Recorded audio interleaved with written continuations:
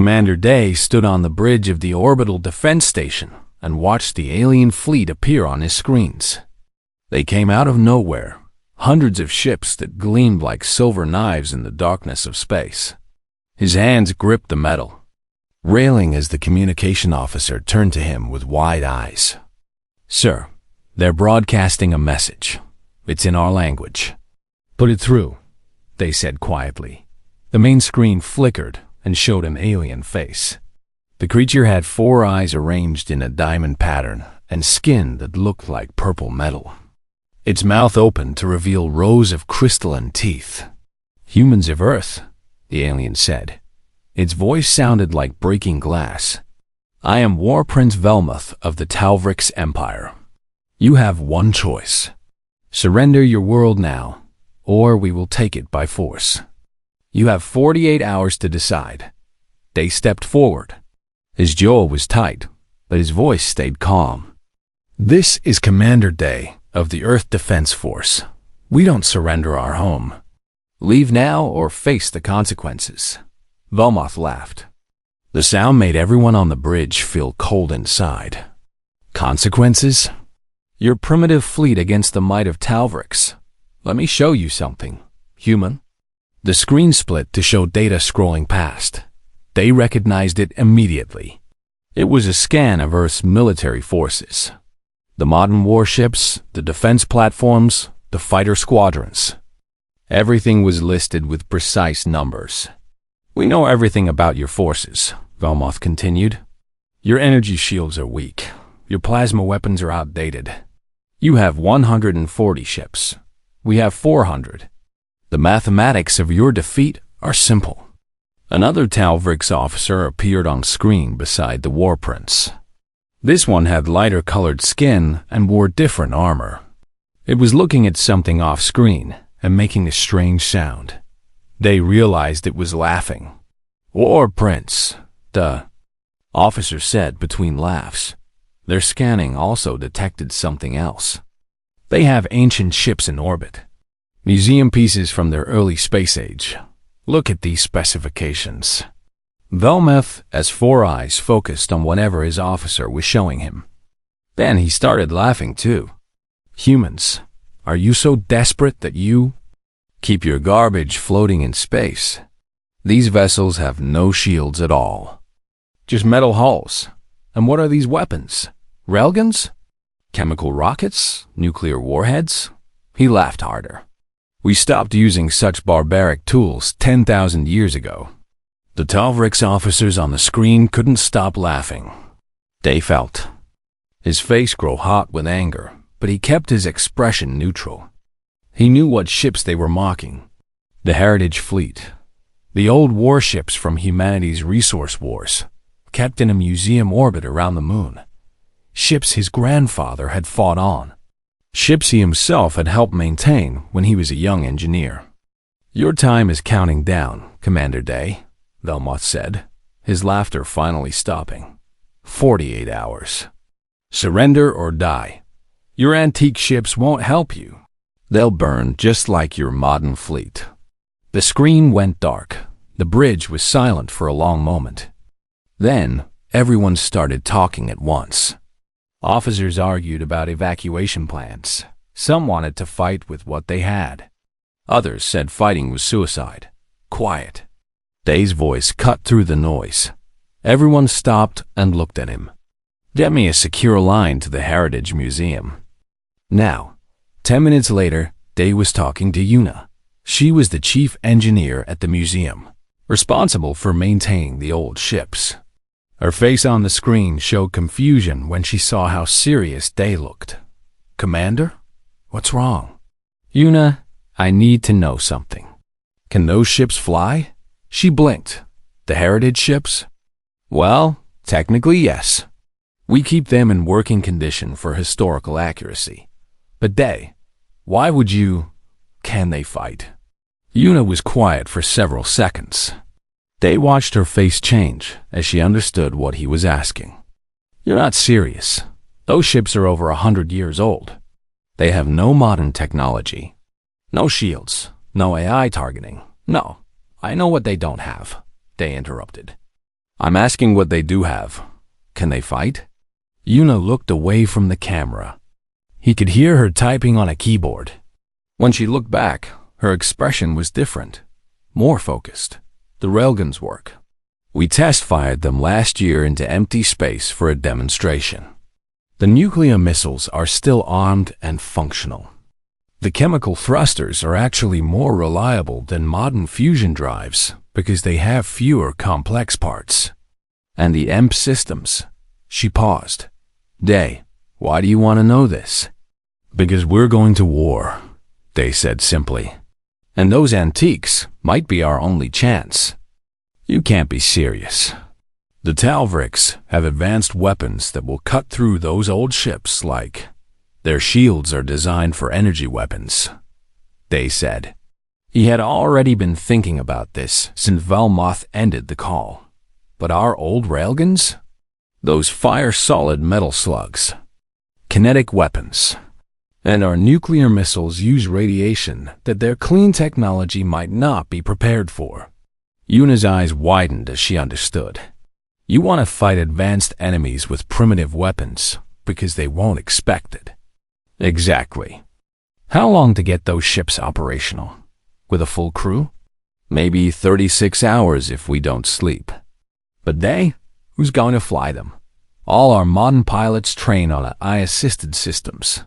These ships require manual control for everything. They smiled for the first time since the aliens arrived. I know some people, veterans who remember the old ways. And there's a young pilot named Minho. His grandfather commanded one of those ships during the resource wars. I think he'd want to fly it. This is insane, Yuna said. But she was already standing up, ready to start work. Probably, they agreed. But it's also our only chance. Get those ships ready, Yuna. I'll get you the crews. Understood, Commander. I'll start immediately. The screen went dark. Day turned back to his bridge crew. They were all watching him with expressions mixing hope and fear. All right, people, listen up. We have work to do and not much time. The aliens think we're primitives with garbage ships. Let's show them what human heritage really means. The Heritage Museum orbit looked like a graveyard of metal giants. 30 old warships floated in perfect formation, their hulls dark against the stars. These ships had fought in humanity's bloodiest period, when humans fought other humans for resources and territory. Now they were going to fight again, but this time for all of humanity. Yuna floated through the main corridor of the battleship Iron Soul. Her magnetic boots clicked against the metal floor with each step. Behind her, a team of 20 engineers pulled equipment and supplies. The ship smelled like old metal and oil, nothing like the clean, recycled air of modern vessels. Get the reactor online first, she called out to her team. Then life support, then weapon systems. We have 33 hours left. A young engineer named Jiho stopped beside her. Chief, the Earth Council is arguing. They say this plan is suicide. Half of them want to surrender. Yuna didn't stop walking. Then it's good we don't need their permission. Commander Day authorized this operation. That's enough. Deep in the ship's reactor room, old systems began to wake up. The fusion reactor was simple compared to modern ones. No advanced AI control, no safety systems that could be hacked. Just raw power generation with manual controls. It rumbled to life like an ancient beast opening its eyes. Across the museum orbit, the same scene repeated on 29 other ships. Engineers worked frantically to bring century-old technology back to life. Some systems failed immediately and needed repairs. Others worked perfectly, maintained through decades of museum care. On the station, Day was having a different kind of battle. He stood in front of a video conference with 50 volunteer pilots and crew members. Most were veterans who had trained on old systems. A few were historians who studied these ships. And some were young people looking for adventure or wanting to honor their ancestors. One face caught his attention. Minho. The young pilot sat at the back of the group, his jaw set with determination. His grandfather had been Captain Tay, legendary commander of the fighter wing Taeguk Tiger during the Resource Wars. Minho had grown up on stories of those battles. "I won't lie to you," they told the group. "These ships are dangerous, even without enemy fire. They have no shields, no AI to help you dodge. If you get hit, there's just metal between you and space. Many of you might not come back." "Sir," Minho spoke up, "my grandfather always said the old ships had one advantage. They were honest. No computers lying about damage levels. No automated systems that could fail. Just you, the ship, and your choices. I want to fly the Taeguk Tiger." An older woman in the group nodded. Her name was Nari, a retired battleship captain. "My crew and I will take Iron Soul. I commanded her sister ship before I retired. I know these systems better than any modern vessel." More volunteers spoke up, choosing their ships. Within an hour, every heritage vessel had a full crew assigned. They watched them with pride and sadness. These people knew what they were facing. They chose to fight anyway. Meanwhile, the Talvrix fleet maintained position at the edge of the solar system. Their scanners watched Earth's preparations with amusement. They intercepted communications about the Heritage Fleet activation, and their laughter filled their command ship. "The primitives really are going to use their museum pieces," Velmoth said to his officers. "This will be the easiest conquest in Talvrix history. We'll destroy their modern fleet first, then their antiques. I want full recordings of the battle. The Empire will laugh about this for generations." His second officer looked at the data streaming in. "War Prince, their weapons on those old ships include something called nuclear missiles. Our database shows these are fission-based explosive devices. Very crude. Fission weapons?" Velmoth made a disgusted sound. "Radioactive garbage. Our shields will vaporize any such primitive projectiles before they get close." "What else?" "Railguns. Magnetic acceleration of solid projectiles. And chemical rocket propulsion for smaller craft." The command deck filled with laughter again. "They're going to throw rocks at us with magnets and fly around with exploding chemicals? This isn't warfare. It's comedy." Back on Earth, time was running out. Eunice stood on the bridge of Iron Soul as the final systems came online. The lights flickered, then steadied. The main screen showed green across all critical systems.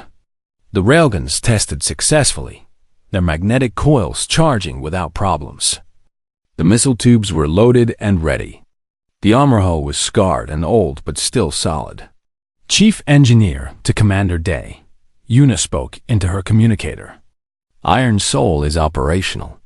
All heritage ships report ready status." Day's voice came back immediately. "Acknowledged. Phase 2 begins now. All crews, board your ships. Pilots, prepare for launch. We move in 12 hours. Minho climbed into the cockpit of the Taeguk Tiger. The old fighter was small compared to modern craft. Everything was analog displays and manual controls. No computer voice to guide him. No AI to handle calculations. Just switches, buttons, and his own skill. He ran his hands over the controls his grandfather had once touched. The leather on the flight stick was worn smooth from use. Someone had carved small marks into the panel. 5 marks, then a line through them. Groups of 6. Minho counted them. 48 marks total. 48 enemy ships his grandfather had shot down. "Grandfather," Minho whispered to the empty cockpit, "I hope I make you proud." Captain Nari sat in the command chair of Iron Soul. Her crew moved around her with practiced efficiency. Most of them had served together on modern ships before retiring. They all volunteered to come back for this fight. "Status report," Nari ordered. "Railguns charged and ready, Captain. Nuclear missiles armed. Safeties engaged until you give the word. Engines at full power. EMP systems online. Armor integrity at 93%. Some stress fractures from age, but still solid. Nari nodded at each report. She touched the arm of her chair, feeling the old metal. This ship was built in a time when humanity expected to fight and die in space. No luxury, no comfort. Just brutal effectiveness. All stations, this is the captain, Nari announced over the ship-wide communication system. In a few hours, we're going to show these aliens what human engineering really means. Our great-grandparents built these ships to last. To fight. To win. We're going to honor that legacy. Make ready for battle. Across the Heritage Fleet, similar scenes played out. Engineers made final checks. Gunners loaded weapons. Pilots ran through pre-flight sequences without computer assistance, using paper checklists and mental math. The Earth Council finally reached day with their decision. The politician on the screen looked tired and defeated. Commander, we cannot officially authorize this operation. It's too risky, but we also won't stop you. If you can buy us time to evacuate civilians, then do what you must. They understood. The politicians wanted to deny knowledge if this failed. But they also weren't going to interfere. It was enough. Understood, Council. We launch in 10 hours. He switched off the communication and looked at the tactical display. The Talvrix fleet remained in position, waiting, confident, mocking. They thought they had already won. They smiled coldly. You wanted to see our heritage? You're about to get a lesson you'll never forget. The Talvrix attacked early. War Prince Velmoth decided not to wait for the deadline. Why give the primitives time to prepare?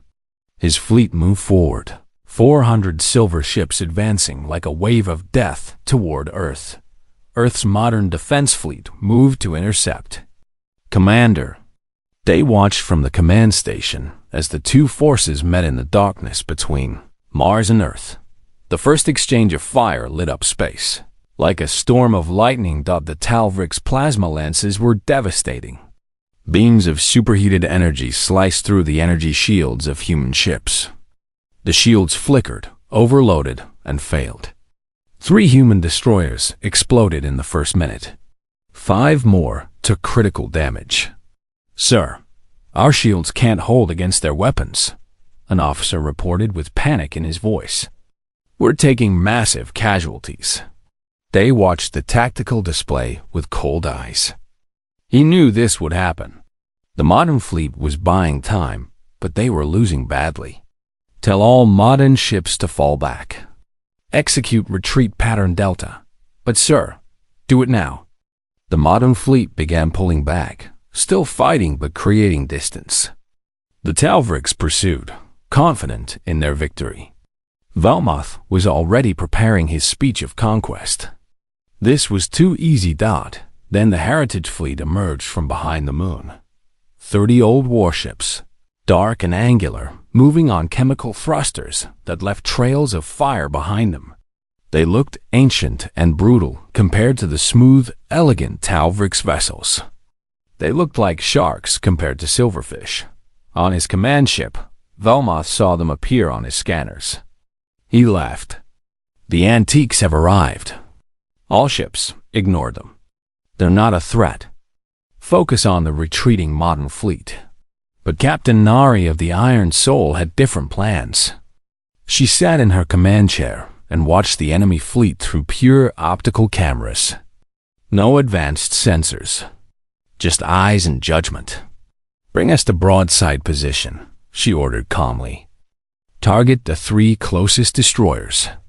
All railguns, prepare to fire on my mark. The old battleship rotated slowly. 6 massive railgun barrels aligned with the enemy ships. Inside each barrel, magnetic coils powered up. Tungsten slugs, each weighing 5 tons, waited to be launched. Target lock achieved, Captain. Manual calculations complete. Fire. The 6 railguns fired as one. The entire ship shuddered from the recoil. 6 tungsten slugs accelerated to 3% of light speed in 2 seconds. They crossed the distance to the Talvrix destroyers in less than a heartbeat. The Talvrix energy shields activated automatically. They were designed to disperse plasma and laser fire, spreading the energy across the entire shield surface. But these weren't energy weapons. The solid tungsten slugs hit the shields and simply went through them. The shields didn't know what to do with solid matter moving at relativistic speeds. The slugs passed through like the shields weren't even there. 3 Talvrix destroyers shattered.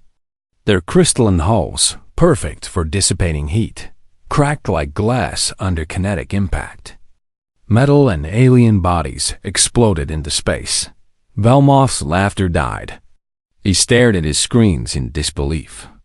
What? What was that? How did they penetrate our shields? His science officer was frantically checking data. Warprints, those weapons don't use energy. They're solid projectiles moving at extreme velocity. Our shields are not calibrated to stop physical matter at those speeds, then recalibrate them. It will take time. Our shields were never designed for this type of warfare. It's been 10,000 years since anyone used kinetic weapons against us. Across the battlefield, the rest of the Heritage Fleet opened fire.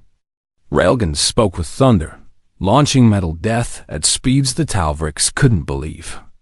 More enemy ships died, their advanced hulls worthless against technology they considered primitive. Minho flew the Taigok Tiger with a joy he'd never felt before. His fighter squadron launched their MP missiles. These weapons were older than his grandfather, based on technology from Earth's nuclear age. Each missile carried a small nuclear device, designed to create an electromagnetic pulse. The missiles detonated in the middle of the Talvrix formation.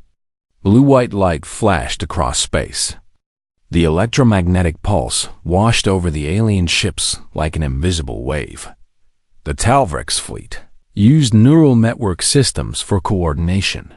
Every ship was connected to every other ship through quantum communication links. The EMP didn't damage the ships directly, but it scrambled their electronic systems. The neural network crashed like a house of cards. Suddenly, 400 ships that had been working as one became 400 confused individuals. They couldn't communicate. Their targeting systems reset. Their formation fell apart. Now, Sora, Minho called over the radio. Hit them now while they're blind. Sora commanded the missile carrier Bizen's Hammer. Her ship looked more like a flying warehouse than a warship, ugly and functional. Inside its hull sat 200 nuclear missiles. Not the clean fusion weapons modern humans used. These were old fission warheads, filled with radioactive material that would poison space itself. All tubes, fire! Sora ordered. 200 missiles launched. They moved slowly compared to railgun slugs, but there were so many of them. They flew on chemical rockets, leaving trails of fire that filled space like angry red lines. The Talvrix tried to shoot them down. Plasma lances reached out, destroying missiles in bursts of nuclear fire. But there were too many. For every missile destroyed, 3 more got through. The nuclear warheads detonated among the Talvrix fleet. The explosions were different from modern fusion weapons. These created radioactive clouds, electromagnetic storms, and gamma radiation that cooked everything nearby. The Talvrix had never fought against such dirty, brutal weapons. Their shields protected against some of the radiation, but not all. Electronic systems failed. Hull materials that could survive fusion fire corroded under the radioactive assault. Crews inside ships began dying from radiation, poisoning their medical technology didn't know how to treat. Warprints. Velmoth watched his fleet die and couldn't understand how. His ships were superior in every way.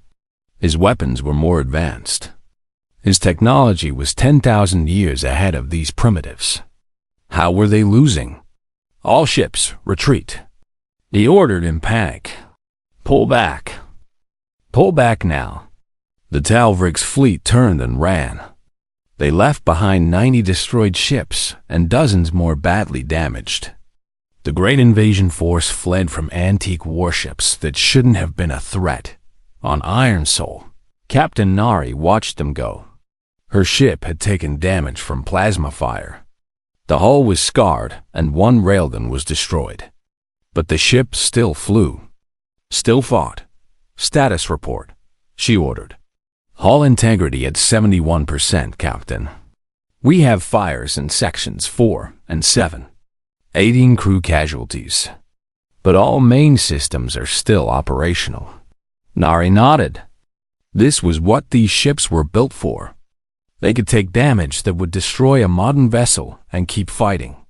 They were built in an age when humans expected to die in battle, so they made ships that would fight until the last bolt fell apart. Send to Commander Day. First engagement successful. Enemy fleet in retreat. Heritage fleet stands ready for further orders. Across the communication channels, human forces erupted in cheers. The impossible had happened. The ancient ships had driven off a superior enemy force. The things the aliens mocked as garbage had saved Earth. But they didn't cheer. He looked at the tactical display and saw the truth. This was just the first battle.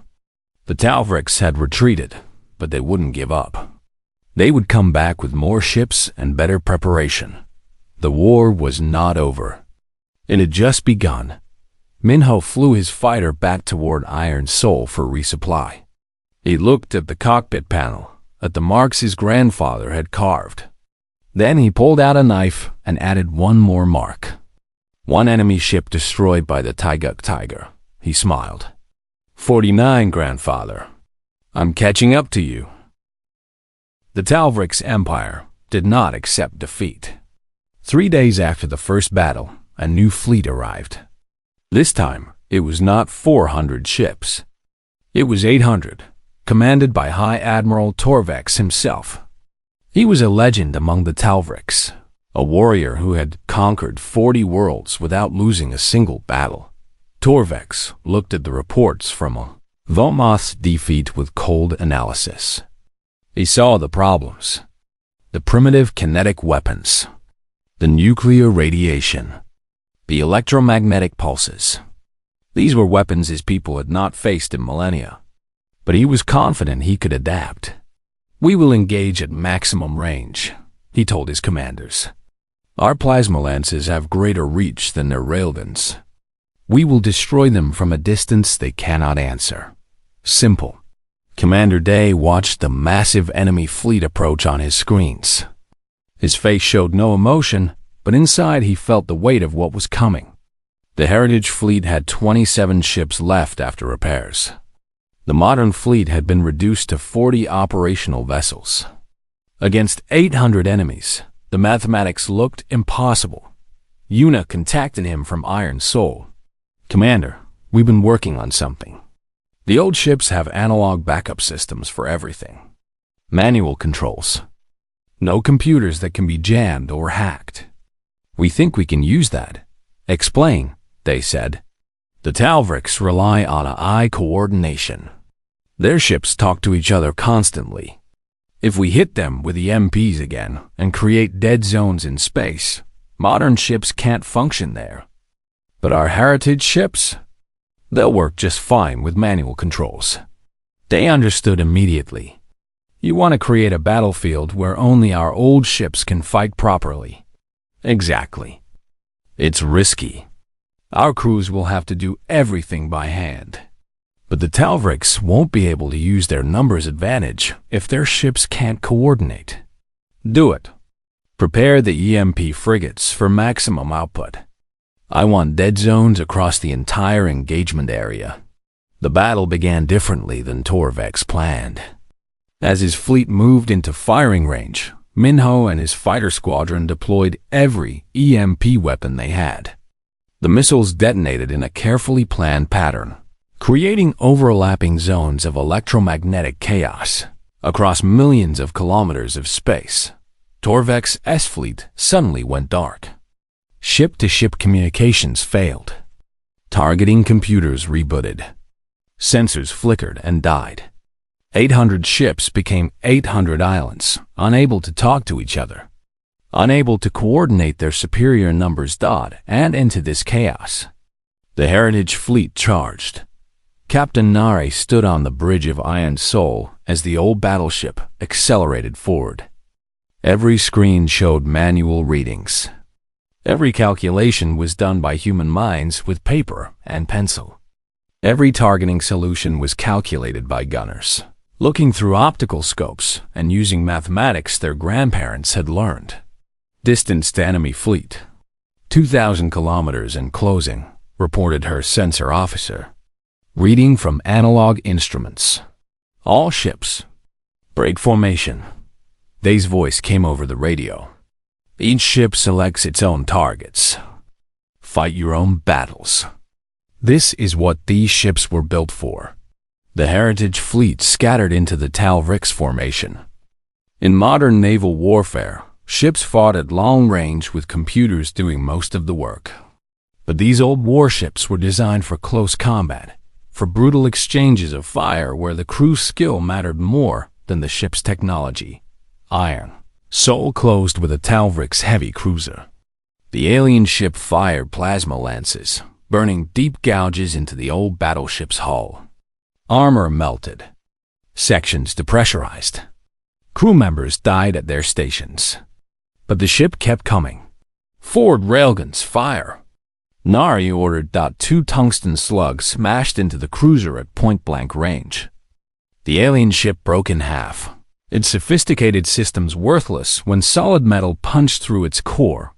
Sora's missile carrier, Beeson's hammer, moved through the battlefield like a ghost, launching nuclear missiles in all directions.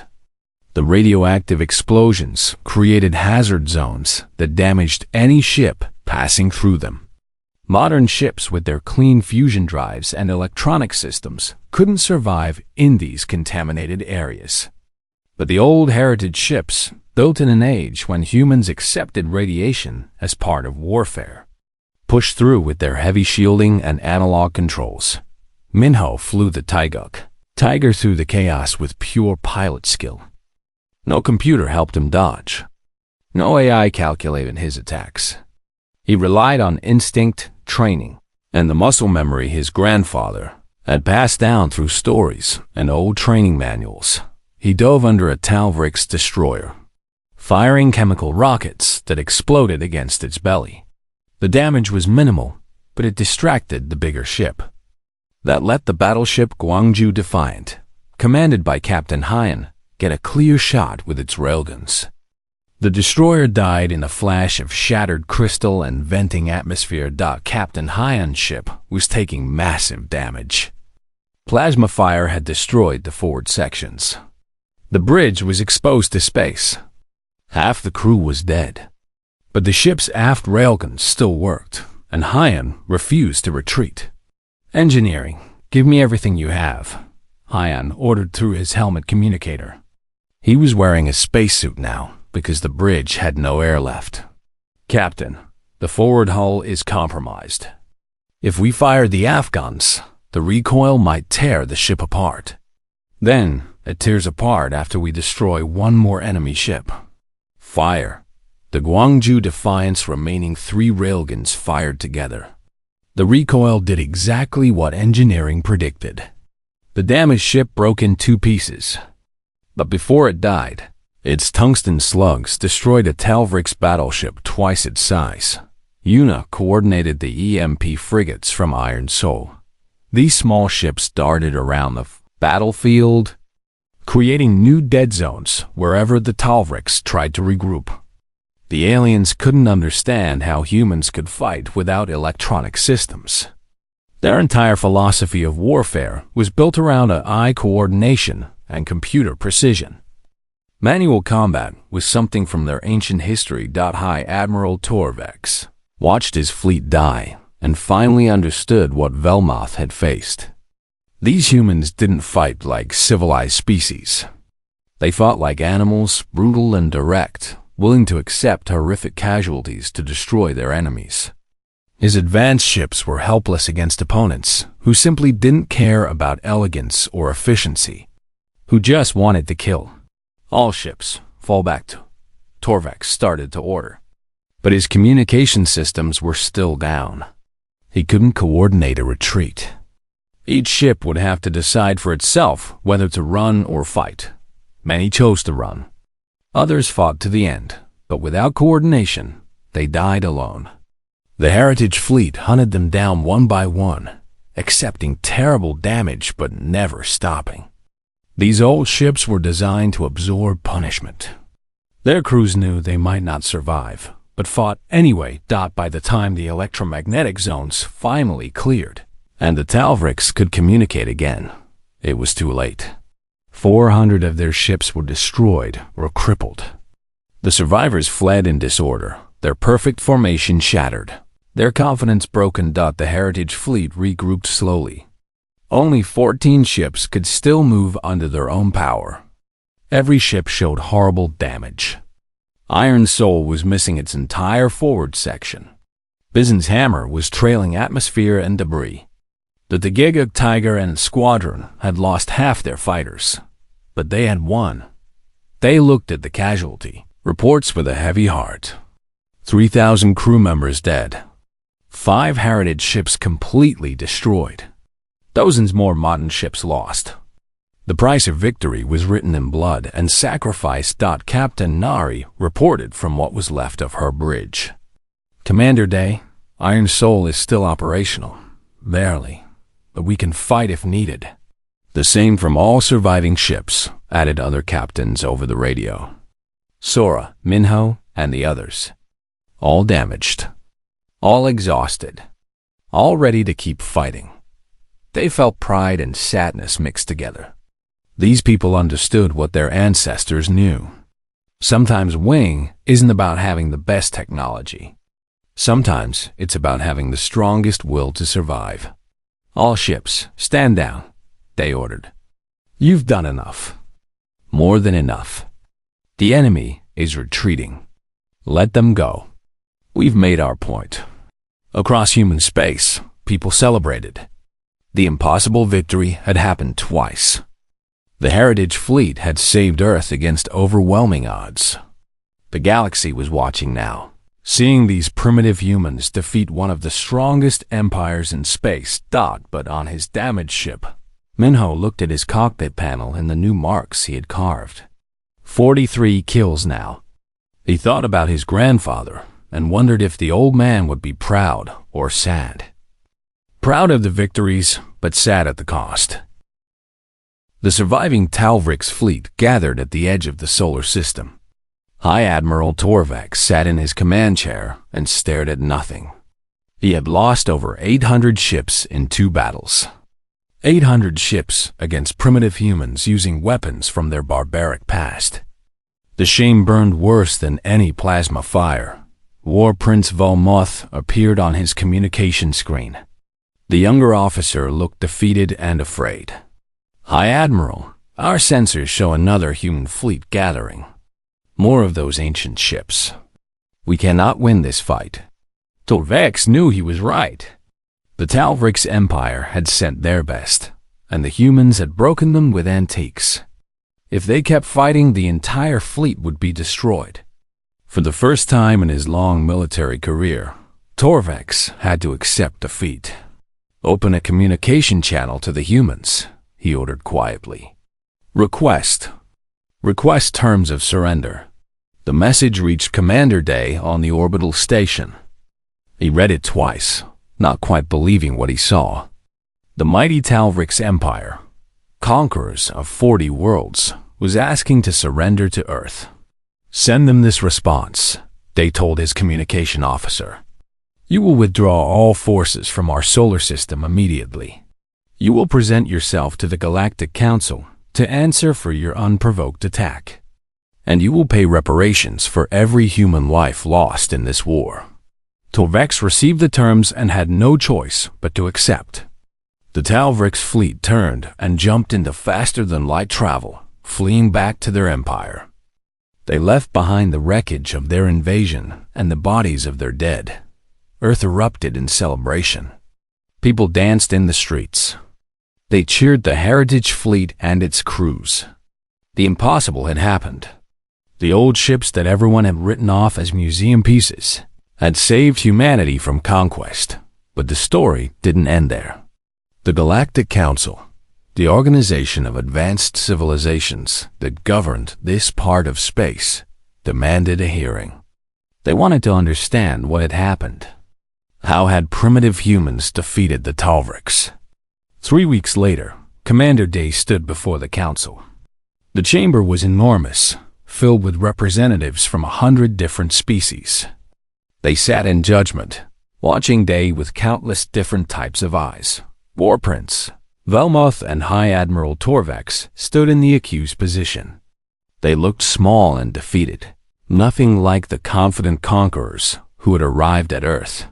The council leader, an ancient being made of living crystal, spoke in a voice that echoed through the chamber.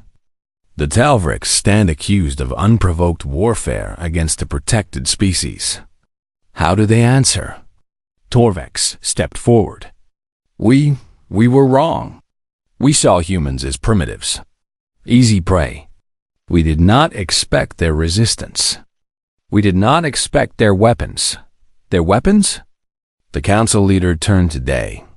Commander of Earth, the reports say you use nuclear weapons, kinetic weapons, electromagnetic pulses. These are technologies most species abandoned thousands of years ago as too crude, too dangerous. They stood straight and proud. Yes, we use them. Because they work. You all developed clean technology and forgot that sometimes the old ways are effective. You created energy shields that stop plasma and lasers, but can't stop a piece of metal moving fast enough. You built ships that rely on computers, but forgot how to fight manually when those computers fail. Velmoth spoke up, his voice bitter. They are barbaric. They fight without honor, without what? Day interrupted. Without following your rules? You came to conquer our world. You mocked our heritage. You laughed at ships our ancestors built. And then those ships destroyed you. That's not barbaric. That's justice. The council chamber filled with murmuring. Some species agreed with Velmoth, calling human tactics brutal and uncivilized. Others saw the wisdom in what they said. The debate went on for hours. Finally, the council leader raised a crystalline hand for silence. The council has decided. The Talvriks Empire will pay reparations to Earth. They will surrender territory and resources. And humanity, the ancient being looked directly at Day. Humanity will be granted full membership in the Galactic Council, with all rights and protections that entails. The chamber exploded in protests and cheers. Humans had been a minor species, barely noticed by the galaxy. Now they were being offered a seat at the table of power. They bowed respectfully. We accept with honor. He returned to Earth as a hero. The entire planet celebrated not just the victory, but the recognition. Humanity had proven itself to the galaxy, not by matching their technology, but by being uniquely human. Resourceful, stubborn, willing to use whatever worked. Even if others called it primitive dot, the Heritage Fleet received the highest honors Earth could give. The surviving ships were not mothballed again. Instead, they were given permanent positions in Earth's defense grid, maintained and ready to fight if needed. Each ship became a memorial to those who died aboard them. Captain Nari stood on the repair bridge of Ion. Sol. The ship had been rebuilt but kept its scars. The burn marks from plasma fire remained as a reminder. She looked around at her crew, many of them wearing bandages and prosthetic limbs from their injuries. Captain, Una said from the engineering station, we have a message from Galactic Command. They want to study our ships, learn how we fight. Nari smiled. Let them study. Maybe they'll remember that technology isn't everything. Sometimes you need heart. Sometimes you need stubborn refusal to give up. Sometimes, you need to remember where you came from. Minho sat in the cockpit of the Tiger, now displayed in a place of honor at the main military academy. His fighter would never fly in combat again, but it would teach future pilots about courage and sacrifice. He had carved 83 marks into the panel before the war ended. 83 enemy ships destroyed. A young cadet approached him during a ceremony. "Commander Minho, why did the old ships work so well?" Everyone says they were inferior to modern technology. Minho thought about his grandfather, about Captain Hyon who died on his bridge, about all the crews who never came home. Because they were built by people who knew what war really costs. Modern ships are built for efficiency and comfort. These old ships were built to fight and die if necessary. The people who made them knew that sometimes you can't rely on computers and fancy systems. Sometimes you just need metal, fire, and human courage. Years passed. The Heritage Fleet became legend across the galaxy. Other species started studying human military history. They learned about the resource wars, about how humans had fought each other before uniting. They began to understand that humanity's strength came from never forgetting their past, even the dark parts. They, now an admiral, stood at a memorial ceremony 5 years after the war. They were dedicating a monument to the 3,000 who died. The names were carved into black stone, lit by eternal flames. Sora stood beside him, now a general in charge of training new crews. "Do you think they'll attack us again?" she asked quietly. "The Talvriks or someone else?" Day shook his head. "Maybe. Probably. The galaxy is full of empires that think they're superior. But now they know something about humans. We don't have the best technology. We don't have the biggest ships. But we have something they forgot. What's that? We remember our heritage. We honor our past. And we'll fight with whatever we have, old or new, until our last breath." That's what the Heritage Fleet taught the galaxy. That's what they'll never forget. Above them, Iron Soul orbited in eternal patrol. The old battleship that should have been a museum piece was now humanity's most famous warship. Its scarred hull reflected sunlight like a warrior's medal. Inside the ship, a new crew maintained the systems. Young engineers who studied the old ways alongside new technology. They understood what their ancestors learned through blood and sacrifice. Technology advances. Empires rise and fall. But some truths remain constant. Never underestimate those who remember where they came from. Never mock heritage, because it carries lessons written in survival itself. The Heritage Fleet had taught the galaxy that lesson. And the galaxy would not forget. On a memorial stone, beneath 3,000 names, someone had carved words that became humanity's motto in the stars. They mocked our heritage. We taught them respect.